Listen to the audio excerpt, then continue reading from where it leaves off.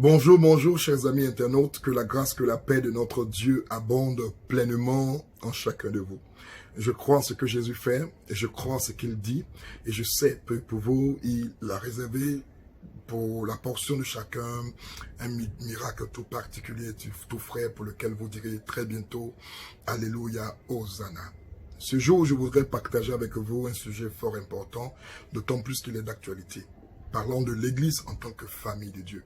L'Église que la Bible dépeint comme le corps de Christ, dont Christ est le seul unique chef.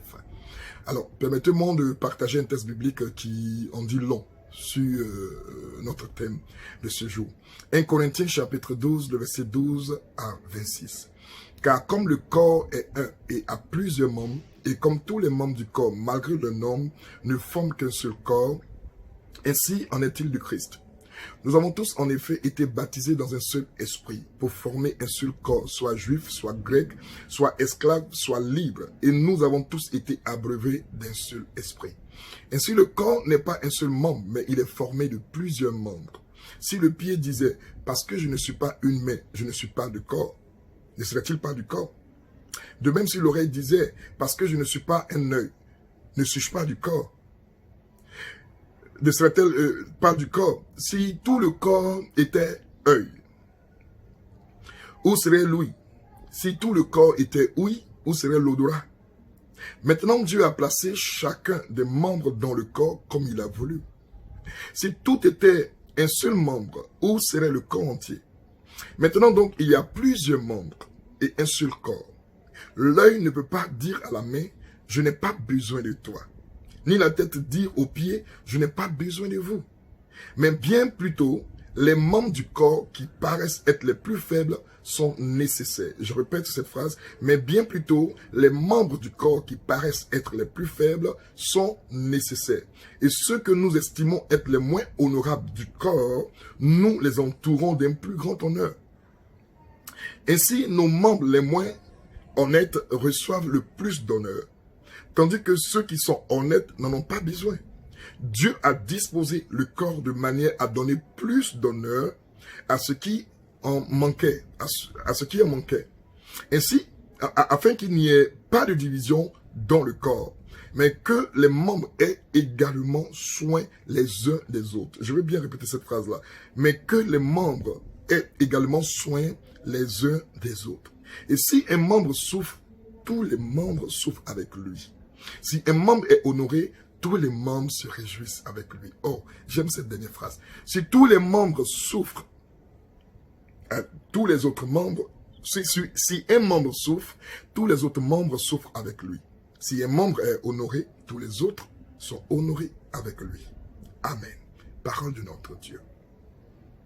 Alors, ici, l'apôtre Paul va dépeindre ce que c'est que l'Église de Dieu, ce que c'est que le corps de Christ. Le constat aujourd'hui, qu'est-ce que c'est? Sans faux fuyant, nous regardons l'Église de Dieu, dans le monde en général, mais en particulier en Côte d'Ivoire, se combattre. L'Église se met dans une sorte de concurrence, dans une sorte de lutte. Les forts fonctionnent entre eux, les forts. Ils laissent pour compte les faibles qui se débrouillent, qui luttent pour se relever. Personne ne tend la main aux faibles pour qu'ils puissent se lever. Le faible est frustré, offusqué de ce que le fort ne l'aide pas. Le fort continue de se frapper la poitrine en disant que ce sont mes efforts, c'est ma lutte, c'est ma persévérance, c'est ma patience, c'est la grâce de Dieu, c'est mon intelligence, c'est ma sagesse, c'est ma consécration, c'est mon éducation, c'est ma connaissance qui m'a permis d'atteindre ce niveau. Il est bon de rappeler ici que nous sommes tous débiteurs de Christ. Nous sommes tous appartenant à Christ, donc nous recevons de lui par la grâce. Aucun n'arrive à un certain niveau de par ses propres forces, si ce n'est la grâce de Dieu. Le sujet que j'ai eu à échanger avec quelques amis dans le ministère révèle une chose importante. Certains disaient, lorsqu'on va vers des grands, vers des aînés, qui sont aujourd'hui dans une certaine position élevée, parlons de l'influence sur le territoire, parlons de l'influence dans le financier, dans le matériel. Lorsque les plus petits vont solliciter de l'aide, les grands leur répondent, lutte comme j'ai lutté pour atteindre le niveau que j'ai atteint. Posons-nous la question. Dans la vérité, dans notre fort intérieur, est-ce que nous sommes arrivés là où nous sommes de par nos propres forces? Est-ce que nous sommes arrivés là où nous sommes sans que personne ne nous a donné un coup de main? La Bible dit nous sommes un corps. Si le pied a mal, la main a aussi mal. Si le cœur a mal, les genoux ont aussi mal. La douleur doit être partagée parce que c'est une douleur qui influence dans le corps. Si nous avons l'orteil malade, nous ne pourrons pas nous déplacer. Et si nous ne pouvons pas nous déplacer, nos mains ne pourront pas prendre ce qui est à nous dans un autre endroit. Et si nous n'arrivons pas à prendre ce qui est à nous dans un autre endroit, notre bouche ne pourra pas s'exprimer pour dire merci à Dieu et pour témoigner aux autres ce que Dieu a fait pour nous. Tous, dans notre évolution, nous avons eu besoin même de ceux qu'on ne connaît pas, de ceux qu'on ne considère pas, de ceux que peut-être nous voyons comme des faibles. Des faibles pleurent, ils gémissent, ils crient, personne n'entend. Personne n'entend. Et nous ramenons l'église de Christ aujourd'hui comme au temps mosaïque.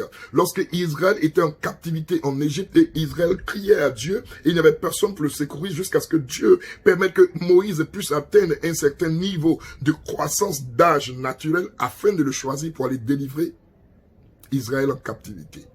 Est-ce que vous voulez que Dieu apporte le salut aux plus faibles en utilisant un païen, en utilisant quelqu'un qui est dans une doctrine quelconque, quelqu'un qui n'a pas la crainte de Dieu? Est-ce que vous voulez que le secours vienne d'ailleurs, alors que le secours doit venir de l'Éternel? Mais qui est l'Éternel? Nous ne voyons pas Dieu, nous ne pouvons pas toucher Dieu, mais lorsque nous vous voyons, nous voyons Dieu au travers de vous. Lorsque nous voyons votre croissance, nous voyons Dieu au travers de vous. Lorsque les plus faibles voient notre croissance, notre évolution, ils voient Dieu au travers de nous. Pourquoi donc nous fermer? Pourquoi donc fermer notre porte? Pourquoi donc sommes-nous inaccessibles? Pourquoi donc ne prêtons-nous pas un temps pour écouter ceux que nous appelons, que nous qualifions de plus faibles? Pourquoi ne pouvons-nous pas les aider à croître, à grandir? Au mieux, quelqu'un m'a dit, il a été choqué, il me le disait en pleurant, il dit, tu sais, pasteur, nous luttons sous des bâches, nous travaillons, nous formons nos jeunes gens pour qu'ils nous aident à grandir dans le ministère. Et quand la jeune sœur, le jeune frère qui joue au piano dans la communauté, la jeune sœur qui est lead vocal, qui a appris dans l'église et qui a eu une certaine connaissance pour aider l'église à évoluer, quand ces personnes atteignent un petit niveau d'évolution, ces personnes sont recrutées par des assemblées assises, grandes, parce qu'elles ont une force active, parce qu'elles ont une force véritable. C'est une sorte de concurrence déloyale, déguisée, une sorte de ruse et de séduction. Ne nous voilons pas la face. Ce que les gens disent est vérifié. Son leader de groupe musical le quitte et tu le recrutes. Pourtant, vous êtes dans la même, dans le même corps, le corps de Christ. Vous prêchez le même Jésus. Vous prêchez la même personne.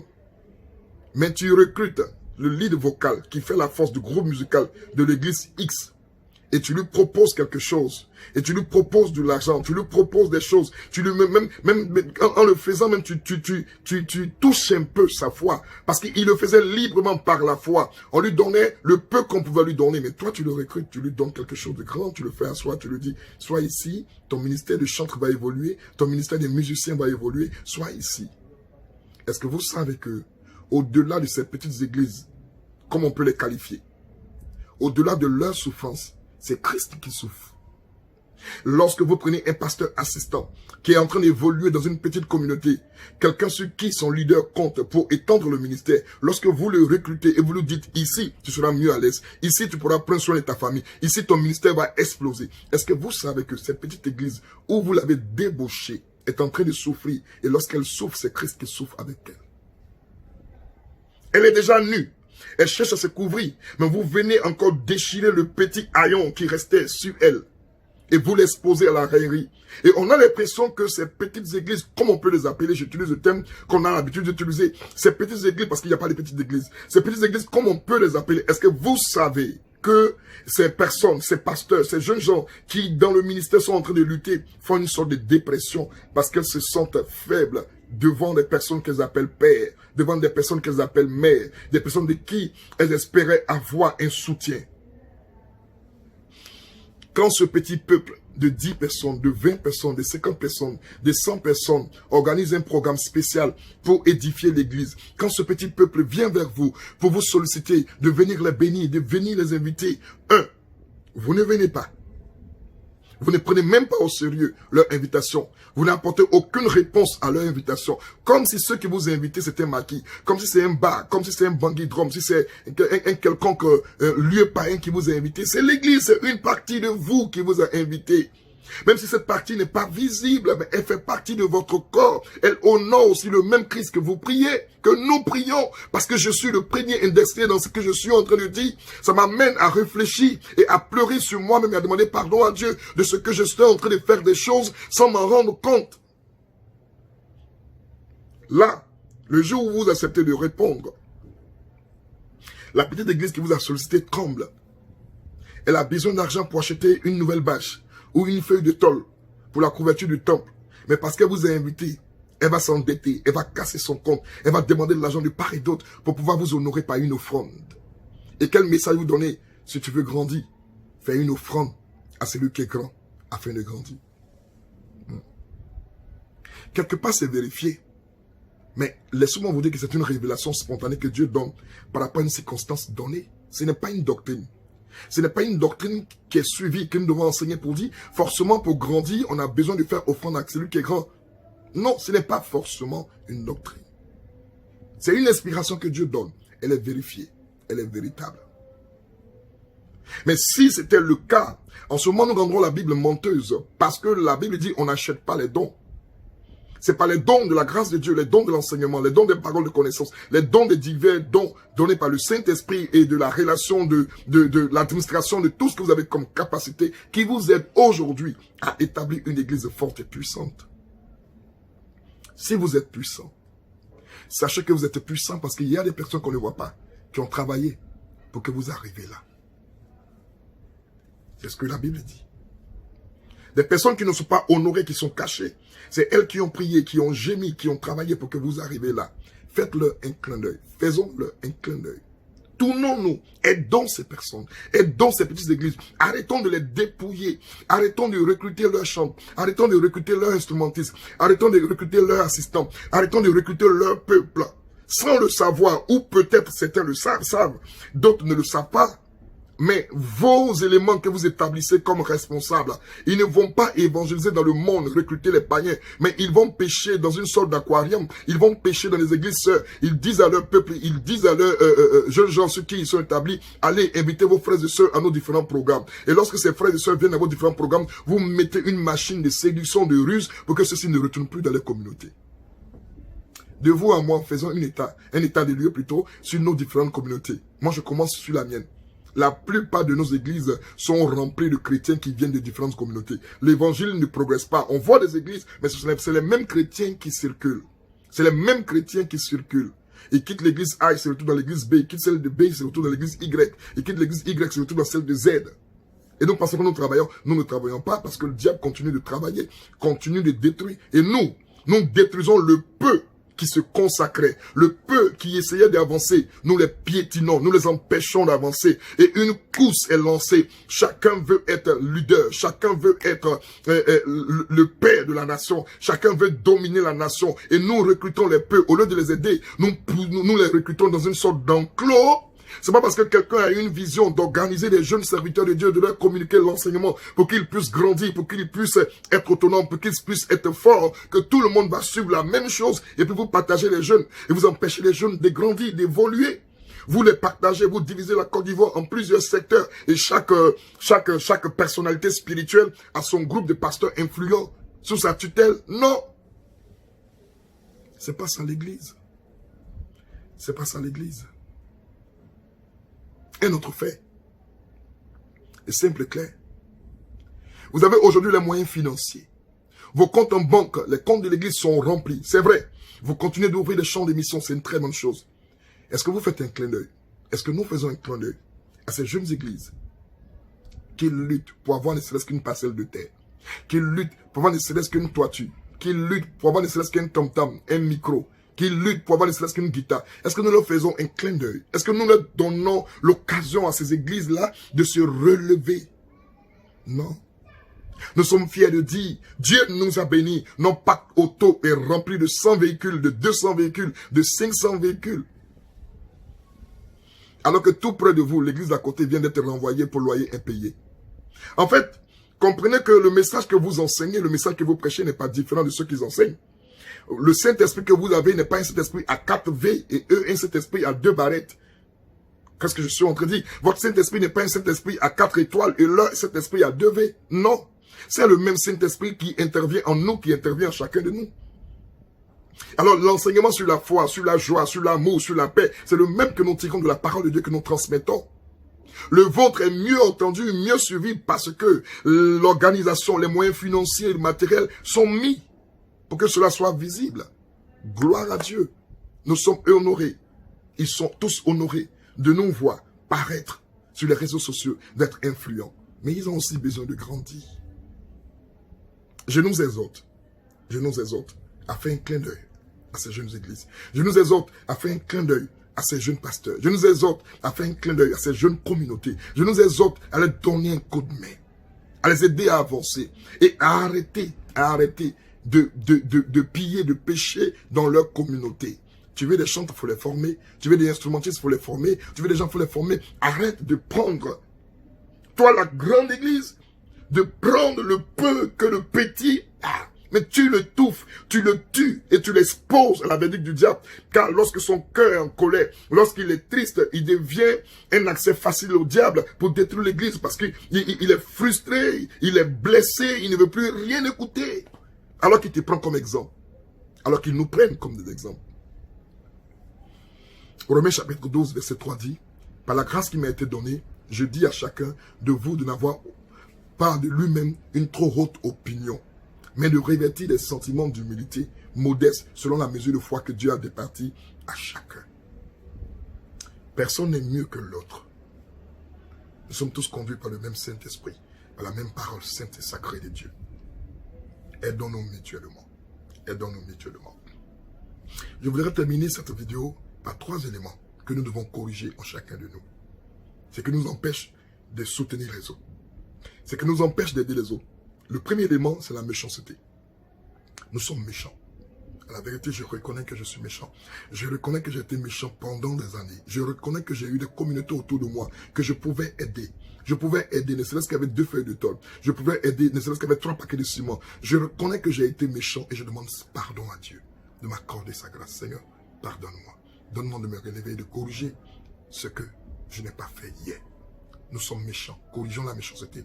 Ésaïe 58, verset 7 dit, « Partage ton pain avec celui qui a faim et fais entrer dans ta maison les malheureux sans asile. Si tu vois un homme nu, couvre-le et ne te détourne pas de ton prochain, de ton semblable qui souffre. » Je crois que cette vidéo nous interpelle tous à soutenir ces petites églises qui sont en train de lutter pour avoir un terrain, qui sont en train de lutter pour avoir une parcelle de terre, qui sont en train de lutter pour avoir une sonorisation, qui sont en train de lutter pour mieux prêcher l'évangile. Nous pouvons les aider. Aidons-les. Soyons justes, soyons bons comme notre Dieu est bon. Deuxième chose que nous devons corriger, c'est l'orgueil. Ne croyons pas que nous sommes mieux que les autres. Philippiens chapitre 2, verset 3 dit que l'humilité vous fasse regarder les autres comme étant au-dessus de vous. Regardons les autres comme étant au-dessus de nous. Car le plus grand est le serviteur du plus petit. C'est l'enseignement que Christ nous a laissé. Que le plus grand, si tu te considères, si je me considère comme grand, comme mieux expérimenté, alors que je sois au service du plus petit, pour l'aider à grandir. N'a-t-il pas dit en Jean 14, verset 12, « Celui qui croit en moi fera ce que j'ai fait, il en fera du plus grand parce que je m'en vais au Père. » Si nous sommes grands, aidons les plus petits à faire ce que nous faisons et à faire mieux que nous. Parce qu'un jour, nous sommes appelés à partir et eux vont continuer l'œuvre. De grâce, Dieu nous interpelle. La troisième chose que nous devons corriger, c'est la concurrence. Nous ne sommes pas en concurrence. Sortons de la concurrence. Notre seule concurrence, c'est contre nous-mêmes, contre nos efforts, contre nos capacités. Nous devons avoir comme concurrent nous-mêmes. C'est-à-dire surpasser nos capacités, nos compétences.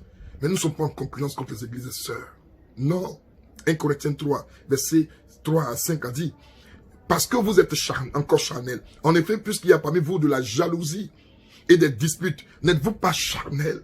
Et ne marchez-vous pas selon l'homme? Quand l'un dit, moi je suis de Paul, l'autre dit, moi je suis d'Apollos. N'êtes-vous pas des hommes? Ne sommes-nous pas tous des hommes? Qu'est-ce donc Apollos? Qu'est-ce donc Paul? Des serviteurs par le moyen desquels vous avez cru, selon que le Seigneur a donné à chacun de l'annoncer.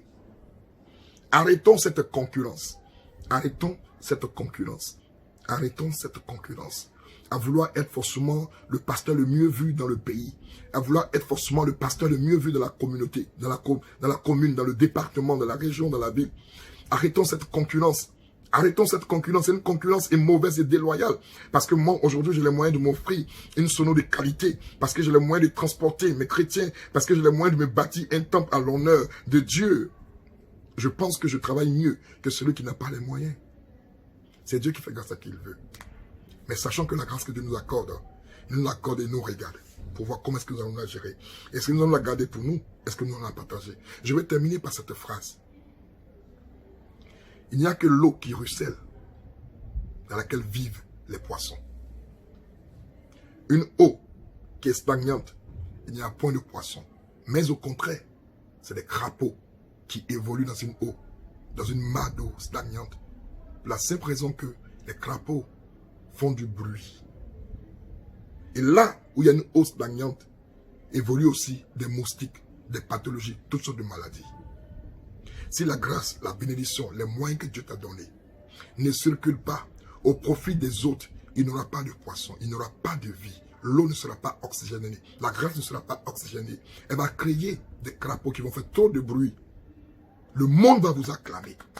Le monde va vous acclamer. Tel servant de Dieu est puissant. Ce pasteur, il est fort. Le monde va vous acclamer. Mais Dieu vous dira, arrière de moi, ouvrier d'iniquité. Je ne vous ai point connu. Pour la simple raison que vous étiez semblable à une eau stagnante. Vous ne partagez pas le peu que Dieu vous a donné. Vous avez tout mis autour de vous. Vous êtes accroché à cela. Vous avez regardé les autres dans la difficulté, dans la douleur, dans les malheurs. Et vous avez prêché que c'est parce qu'ils ne sont pas organisés, que c'est parce qu'ils ne sont pas inspirés, que c'est parce qu'ils ne sont pas consacrés, que c'est parce qu'ils n'aiment pas Dieu, qu'ils n'ont pas eu la grâce que vous avez. C'est une erreur que nous avons faite. Que Dieu nous pardonne. Je prie que le Seigneur nous accorde son pardon. Que Dieu nous donne à nous relever et à le servir comme il le veut. Comme il le veut. Mettons-nous à genoux. Servons les plus petits.